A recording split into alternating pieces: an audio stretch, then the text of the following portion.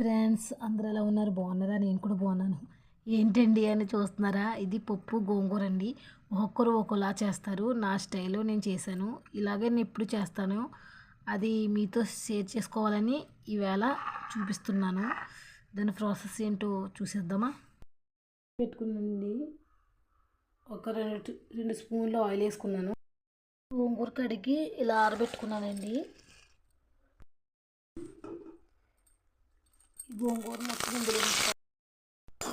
గోంగూర ఇలా ఫ్రై చేసుకోవాలండి. నేను ఎప్పుడు ఉడకబెట్టను, ఇలా ఆయిల్లోనే ఫ్రై చేసుకుంటాను గోంగూరని.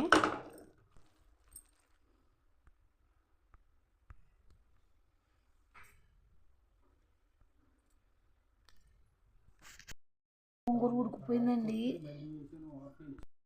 ఉప్పు గుత్తుతో అయినా తిప్పుకొని, లేదంటే మిక్సీ అయినా పెట్టుకొని ఈ గోంగూరని మంది ఉడకబెడతారండి. గోంగూరని నేను ఉడకబెట్టను.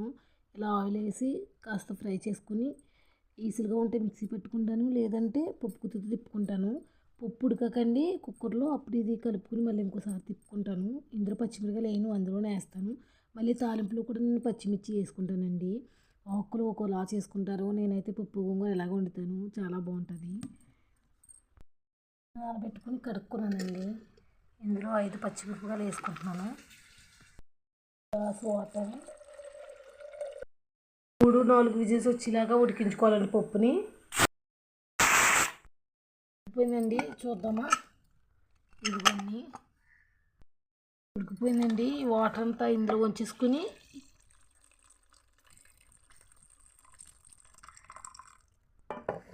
పప్పుని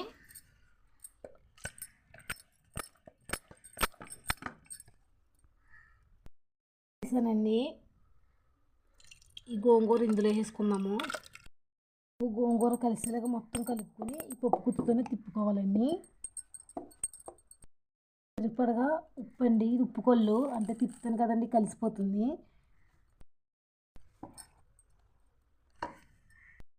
ఇంకా పుల్లగా ఉండాలనుకుంటేనండి చింతపండు గుజ్జు వేసుకుని మళ్ళీ గ్యాస్ మీద పెట్టుకుని పొంగు వచ్చాక అప్పుడు తాలింపు పెట్టుకోవాలండి. నేనైతే వేయట్లేదు. మా ఇంట్లో పులుపు తక్కువ తింటారు. నేనే తింటాను. మా ఇంట్లోనూ కనుమలందరూ పులుపు తక్కువ తింటారండి, అందుకే ఇంక వేయట్లేదు. నాకైతే ఈ పులుపు సరిపోతుంది. కడాయి పెట్టానండి. ఇందులో 2 గట్ల ఆయిల్ వేస్తున్నాను. ఈ గట్టితోను అండి ఎల్లుల్లిపాయలు, పచ్చిమిర్చి ఇరుకులండి. చెప్పాను కదండి తాలింపులో కూడా వేస్తాను నేను. జీలకర్ర, మెంతులు, ఆవాలండి, ముక్కలండి. నేను ఈ పప్పు తాలింపులో పప్పు గోంగూరకి ఇలాగే తాలింపు పెడతానండి. అందులో వేయను, మెత్తగా అయిపోతాయి. అయితే తింటే పులుపులుగా బాగుంటాయి. ఉల్లిపాయ ఇలాగే వేస్తాను నేను తాలింపులో. ఉప్పుగా ఇంత ఫ్రై అయితే అప్పుడు ఎండుమిర్చి, కరివేపాకు వేసుకుని, ఎండుమిర్చి కరివేపాకునండి, స్పూన్ పసుపు, స్పూన్ కారం అండి, చిటికుడు నచ్చితే వేసుకోండి, లేకపోతే మీ ఇష్టము.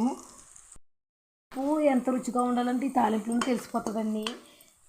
ఈ తాలింపు ఈ పప్పు గోంగూరకి చాలా బాగుంటుంది, అందుకే ఇలాగే తాలింపు పెడతాను నేను. ఫ్రై అయిపోయిందండి. ఇప్పుడు పప్పు ఇందులో వేసుకుందాం. పప్పు ఇందులో వేసుకుంటున్నానండి. పప్పు గోంగూర రెడీ అయిపోయిందండి. చాలా బాగుంటుంది. ఒక్కొక్కరు ఒక్కోలా చేస్తారు. నేను పప్పు గోంగూరని ఇలాగే వండుతాను ఎప్పుడూ.